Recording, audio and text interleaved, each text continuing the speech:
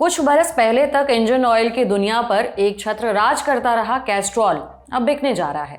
कैसे एक engine oil जिसके लिए दुकान पर जाने वाला कस्टमर स्पेशली डिमांड करता था कि कैस्ट्रॉल डाल दो, वो बिकने की कगार पर आ गया। खरीद कौन रहा है और क्या इस डील में बाजार के लिए कोई बड़ा संकेत भी छिपा है? आज इसी पर बात करेंगे और कैस्ट्रॉल के बिकने की पूरी कहानी जानेंगे। हेलो, मेरा नाम है उपासना और आप देख रहे हैं ललन टॉप का डेली फाइनेंशियल बुलेटिन खर्चा पानी। Brought to you by Sharda University, Higher and Sonata. Where the software engineer meets the cool UI UX designer. The world comes together at Sharda University. British petroleum नाम की company कई देशों में popular रहे अपने lubricant brand Castrol को बेचने जा रही है। ब्लूमबर्ग की एक रिपोर्ट के मुताबिक इसे खरीदने की दौड़ में मुकेश अंबानी की कंपनी रिलायंस इंडस्ट्रीज सबसे आगे है।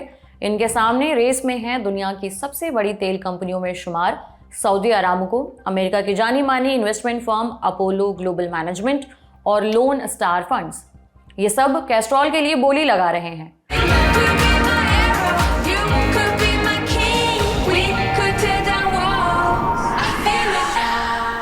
अब आगे की जानकारियां जानें उससे पहले ब्रिटिश पेट्रोलियम यानी बीपी और कैस्ट्रॉल के बारे में कुछ बेसिक बातें जान लेते हैं। पहले जानते हैं कि ब्रिटिश पेट्रोलियम क्या करती है। बीपी दुनिया की सबसे बड़ी तेल और गैस कंपनियों में से एक है। ये कंपनी तेल, गैस उत्पादन और रिफाइनिंग करती है, पेट्रोल और डीजल बेचती है। हेड ऑफिस लंदन में है। अब कैस्ट्रॉल की बात। कैस्ट्रॉल लुब्रिकेंट ब्रांड कंपनी है, बीपी की सहायक कंपनी है। गाड़ियों के लिए इंजन ऑयल, ग्रीस और दूसरे लुब्रिकेंट बनाती है। इसका नाम कैस्टर ऑयल यानी कि अरंडी का तेल उससे प्रेरित है। साल 2000 में इसे ब्रिटिश पेट्रोलियम ने खरीद लिया था। कंपनी के प्रोडक्ट्स 100 से ज्यादा देशों में बिक रहे हैं। भारत में ये 1979 से बिक रहे हैं।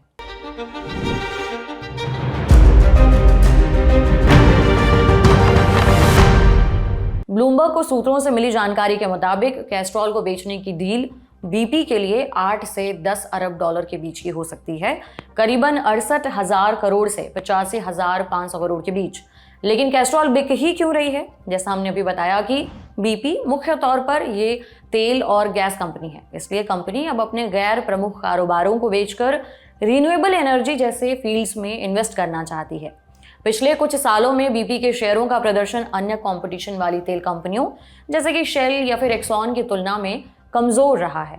इसलिए बीपी में पैसा लगाने वाले शेयर होल्डर भी दबाव बना रहे हैं।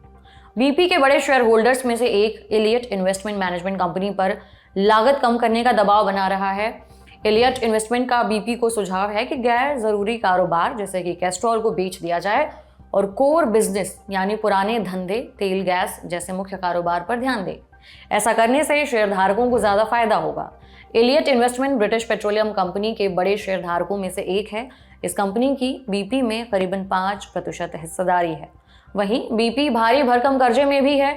अभी कंपनी पर 2 लाख करोड़ रुपए के आसपास कर्ज है। कंपनी इसे 2027 तक घटाकर 1.25 लाख करोड़ के आसपास लाना चाहती है। इसके अलावा इस साल तेल की कीमतें कम होने से बीपी की कमाई घटी है। इन सब बातों के चलते कंपनी पर संपत्ति बेचकर पैसे जुटाने का दबाव और बढ़ गया है। अब जानते हैं कि अगर मुकेश अंबानी की रिलायंस इंडस्ट्रीज कैस्ट्रॉल को खरीदती है तो इससे उसे क्या फायदा हो सकता है। अभी रिलायंस इंडस्ट्रीज अपनी सहायक कंपनी रिलायंस पेट्रोलियम के जरिए रिल स्टार नाम से लुब्रिकेंट्स बेचती है। इसके अलावा कंपनी जियो के साथ मिलकर जियो बीपी के नाम से पेट्रोल पंप भी चलाती है। कंपनी के देश भर में 1000 से ज्यादा पेट्रोल पंप्स पर पेट्रोल, डीजल और ऑटो एलपीजी बेची जा रही है। इन पेट्रोल पंप्स के जरिए कंपनी पहले से ही अपने पेट्रोलियम प्रोडक्ट्स बेच रही है। ऐसे में कैस्ट्रॉल इंडिया को खरीदने से रिलायंस इंडस्ट्रीज भारत में लुब्रिकेंट्स बाजार में अपनी स्थिति को और मजबूत कर सकती है। बता दें कि कैस्ट्रॉल इंडिया की मार्केट वैल्यू 2.4 अरब डॉलर है, रुपए में करीबन 20,500 करोड़ रुपए।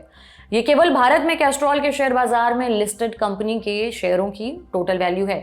इस खबर के सामने आने के बाद 29 मई को शुरुआती कारोबार में कैस्ट्रॉल इंडिया के शेयरों में जोरदार तेजी देखने को मिली। बिजनेस टुडे की रिपोर्ट के मुताबिक शुरुआती कारोबार में कैस्ट्रॉल इंडिया लिमिटेड के शेयरों में आज 7% का उछाल देखने को मिला है। हालांकि बाद में कंपनी का शेयर करीबन 6% की तेजी के साथ 218 रुपए पर बंद हुआ। अब दिन की एक दूसरी प्रमुख खबर। अमेरिका के राष्ट्रपति डोनाल्ड ट्रंप को वहां की कोर्ट ने एक तगड़ा झटका दिया है। ट्रंप ने इसी साल 2 अप्रैल को लिबरेशन डे बताते हुए दुनिया के 100 से ज्यादा देशों पर भारी रेसिप्रोकल टैरिफ लगाया था। अमेरिकी अदालत ने इस पर रोक लगाते हुए कहा है कि अमेरिकी राष्ट्रपति के पास ऐसा करने का अधिकार नहीं है। मैनहट्टन की संघीय अदालत ने कहा कि ट्रंप ने अमेरिकी संविधान के खिलाफ जाकर यह फैसला लिया है।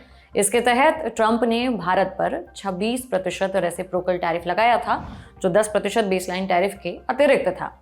हालांकि बाद में इस पर 7 जुलाई तक के लिए अस्थायी रोक लगा दी गई है। बता दें कि अमेरिकी राष्ट्रपति ने भारत समेत दुनिया के लगभग सभी देशों पर भारी टैरिफ लगाकर ट्रेड डील के लिए दबाव बनाने की रणनीति अपनाई है। आज के खर्चा पानी में इतना ही। अपना और अपनों का ख्याल रखिए। देखते रहिए ललन टॉप। शुक्रिया।